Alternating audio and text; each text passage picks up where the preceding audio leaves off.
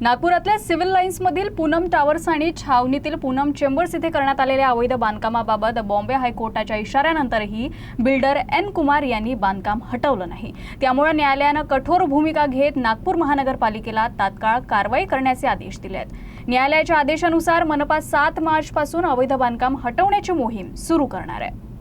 मुंबई उच्च न्यायालयाच्या नागपूर खंडपीठानं सिव्हिल लाईन्समधील पूनम टावर्स आणि छावणी परिसरातील पूनम चेंबर्स येथे करण्यात आलेल्या अवैध बांधकामाबाबत कठोर भूमिका घेतली आहे। न्यायालयानं या दोन्ही इमारतींमधील अवैध बांधकाम पाडण्याचे आदेश देताना सुनावणी दरम्यान बिल्डर एन कुमार यांच्या वर्तनावर तीव्र नाराजी व्यक्त केली।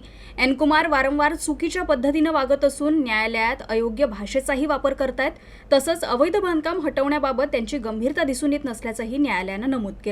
यापूर्वी एन कुमार यांनी न्यायालयात अंडरटेकिंग देत अवैध बांधकाम पाडण्याचं आश्वासन दिलं होतं। तसंच दर आठवड्याला प्रगती अहवाल सादर करण्याचे निर्देशही न्यायालयानं त्यांना दिले होते। मात्र मागील सुनावणीमध्येही कामात होत असलेल्या विलंबाबाबत न्यायालयानं नाराजी व्यक्त केली होती। दरम्यान बिल्डरकडून सातत्यानं होत असलेल्या ढिलाईमुळे आता मनपा अवैध बांधकाम हटवण्याची कारवाई करणार असल्याचं न्यायालयाला सांगण्यात आलं। मनपाकडून ही कारवाई 7 मार्चपासून सुरू करण्यात येणार असून निश्चित कालमर्यादेत संपूर्ण अवैध बांधकाम हटवण्याचे निर्देश न्यायालयानं दिले आहे।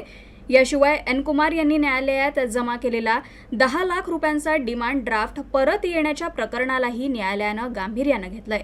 या संदर्भात रिझर्व्ह बँक ऑफ इंडिया आणि इंडसइंड बँक यांनी नोटीस बजावत स्पष्टीकरण मागवण्यात आलंय। पोलिसांना ही नोटीस तात्काळ संबंधित बँकेपर्यंत पोहोचवून 7 मार्चपर्यंत उत्तर सादर करण्याचे निर्देश देण्यात आले आहे। सध्या प्राधान्य अवैध बांधकाम हटवण्याला देत बिल्डर एन कुमार यांच्या विरोधातील इतर कारवाई न्यायालयानं तात्पुरती पुढे ढकलली आहे। अवैध बांधकाम हटवण्याचं आश्वासन देऊनही त्याबाबत ठोस इच्छाशक्ती दिसून येत नसल्याची टिप्पणीही न्यायालयाने केली।